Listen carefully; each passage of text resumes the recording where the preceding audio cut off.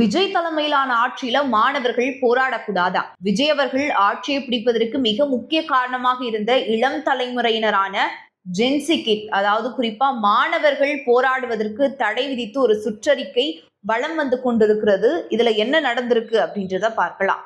CBI, CPM, cockroach Janata கட்சியின் போராட்டங்கள்ல மாணவர்கள் பங்கேற்க தடை விதித்து கல்லூரி கல்வி ஆணையரிடமிருந்து ஒரு சுற்றறிக்கை வெளியாகி பெரும் பரபரப்பை ஏற்படுத்தியிருக்கு.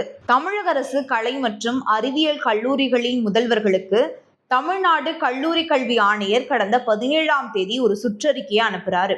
அதுல என்ன இருக்கு அப்படின்னா, இடதுசாரி கட்சிகள் மற்றும் தமிழ்நாடு காக்ரோச் ஜனதா கட்சி நடத்தும் போராட்டங்கள்ல மாணவ மாணவியர்கள் மற்றும் இளைஞர்கள் பங்கேற்பதை தடுக்கும் வகையில் பள்ளிக்கல்வி, உயர்கல்வி, காவல்துறை மற்றும் மாவட்ட நிர்வாகம் ஆகிய துறைகளிடையே துறை இடைத்தொடர்பு மற்றும் ஒருங்கிணைந்த கூட்டு நடவடிக்கை மேற்கொள்ளுமாறு தெரிவிக்கப்பட்டுள்ளது.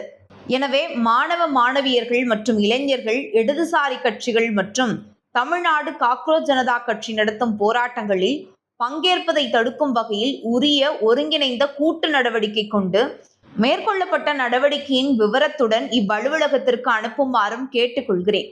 இது மிக அவசரம் என்று ஆணையர் தெரிவித்துள்ளார். இதற்கு கடும் எதிர்ப்பு எழுந்த நிலையில அதிமுக சார்பாக அதிமுகவின் அதிகாரப்பூர்வ ஐடி விங்ல என்ன சொல்லியிருக்கிறாங்க அப்படின்னா, கூட்டணிக்குள் வராததால தான் இடதுசாரிகளை, குறிப்பா சிபிஐ, சிபிஎம் கட்சிகளை மிரட்டும் வகையில விஜய் அரசு நடந்து கொள்கிறது அப்படின்னு குற்றம் சாட்டியிருக்காங்க.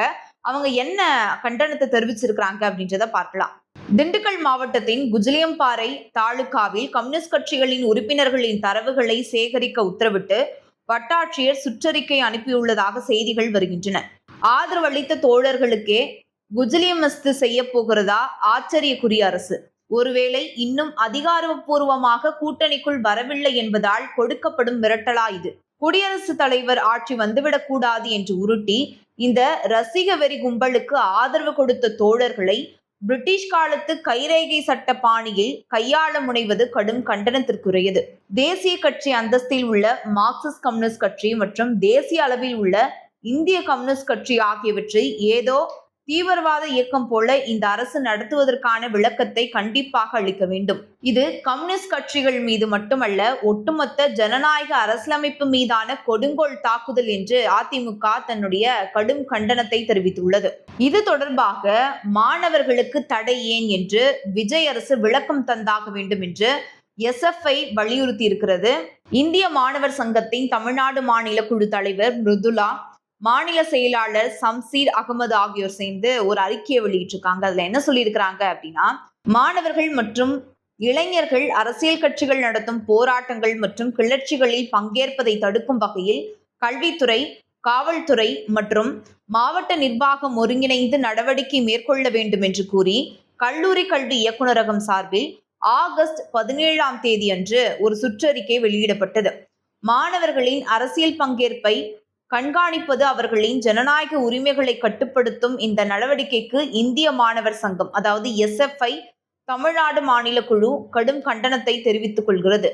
மாணவர்களின் அரசியல் உரிமையை பறிக்கும் இந்த சுற்றறிக்கையை உடனடியாக திரும்ப பெற வலியுறுத்தி மாணவர்களின் அரசியல் பங்கேற்பை கண்காணித்து ஒடுக்குவதா, மாணவர்களின் அரசியல் உரிமையை பறிக்க துடிக்கும் டிவிகே அரசுக்கும் எஸ்எஃப்ஐ கண்டனம் தெரிவித்துள்ளது. இதனை கண்டித்து எஸ்எஃப்ஐ சார்பில் வருகிற 19ஆம் தேதி அன்று கல்லூரி கல்வி இயக்குநரகத்தை முற்றுகையிடும் போராட்டம் அறிவிக்கப்பட்டது. எஸ்எஃப்ஐயின் போராட்ட அறிவிப்பை தொடர்ந்து 17ஆம் தேதி அன்று வெளியிடப்பட்ட சுற்றறிக்கையை 19ஆம் தேதி அன்று கல்லூரி கல்வி இயக்குநரகம் அதிகாரப்பூர்வமாக திரும்ப பெற்றுள்ளது. அதாவது இன்று திரும்ப பெற்றிருக்காங்க. மாணவர்கள் அரசியல் கருத்துக்களை வெளிப்படுத்தவும் ஜனநாயக ரீதியான போராட்டங்களில் பங்கேற்பதும் அவர்களின் ஜனநாயக உரிமையின் ஒரு பகுதி. மாணவர்கள் எந்த போராட்டத்தில் பங்கேற்கிறார்கள் என்பதை அரசு நிர்வாகம் கண்காணித்து அதனை தடுப்பதற்காக கல்வித்துறை, காவல்துறை மற்றும் மாவட்ட நிர்வாகத்தை ஒருங்கிணைப்பது ஜனநாயக விரோதமான அணுகுமுறையாகும். மாணவர்கள் அரசின் கண்காணிப்பு பொருட்கள் அல்ல. அவர்கள் ஜனநாயகத்தில் செயல்படும் குடிமக்கள். சட்டத்தை மீறிய செயல்கள் ஏதேனும் நடைபெற்றால் சம்பந்தப்பட்ட நபர்கள் மீது சட்டப்படி நடவடிக்கை எடுப்பதற்கு அரசுக்கு உரிமை உள்ளது. ஆனால் மாணவர்கள் அரசியல் போராட்டங்களில் பங்கேற்பதையே குற்றமாக கருதி கண்காணிப்பதும் அவர்களின் அரசியல் செயல்பாடுகளை தடுப்பதும் ஏற்றுக்கொள்ள முடியாது. அரசியல் கருத்தை கொண்டிருப்பதற்காகவோ அமைதியான போராட்டத்தில் பங்கேற்பதற்காகவோ மாணவர்கள் அச்சுறுத்தப்படக்கூடாது. அதே நேரத்தில் இந்த சுற்றறிக்கை ஏன் வெளியிடப்பட்டது என்பதற்கான விளக்கத்தை தமிழ்நாடு அரசு மக்களுக்கு அளிக்க வேண்டும். மாணவர்களின் அரசியல் பங்கேற்பை கண்காணித்து நடவடிக்கை எடுக்க வேண்டும் என்ற உத்தரவை வெளியிட வேண்டிய அவசியம் என்ன?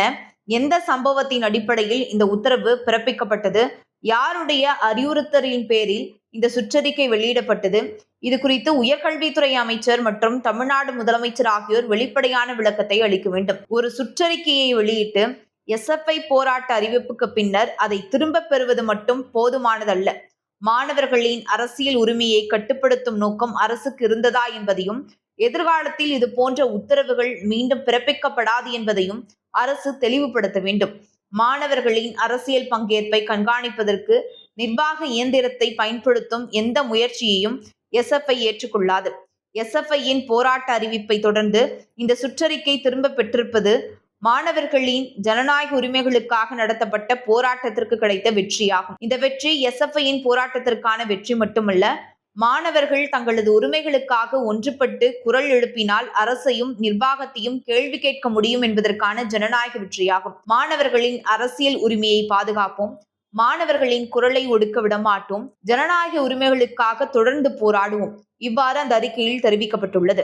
தாவேகா அரசு இந்த மாதிரியான செயல்பாடுகள்ல ஏன் ஈடுபட்டிருக்கு அப்படின்னு அரசியல் விமர்சகர்கள் சொல்றாங்க அப்படின்னா, சமீபத்துல டெல்லியில ஜந்தர் மந்தர்ல காக்ரோச் ஜனதா பார்ட்டியினர் போராட்டத்தை நடத்தி ஒன்றிய கல்வி அமைச்சரை பதவி விலக செஞ்சிருக்காங்க.